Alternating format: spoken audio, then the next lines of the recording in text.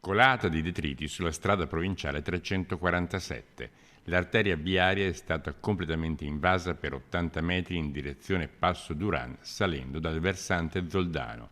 Forti temporali con nubifragi a vento hanno colpito ieri sera le Dolomiti bellunesi, provocando piccoli smottamenti e la caduta di alberi.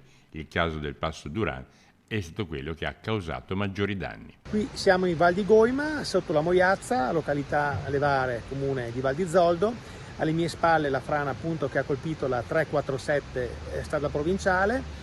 Veneto Strade è intervenuta prontamente e la strada verrà quindi riaperta già oggi, salvo eventuali chiusure in caso di forte pioggia.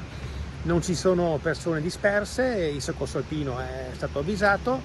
Noi ci attendiamo che i geologi effettuino le ultime verifiche per poi accertare effettivamente lo stato dei detriti che non possano muoversi a breve. Verranno fatte opere naturalmente di manutenzione in attesa di opere più importanti di consolidamento. Per fortuna nel momento in cui è accaduto non c'erano persone o auto.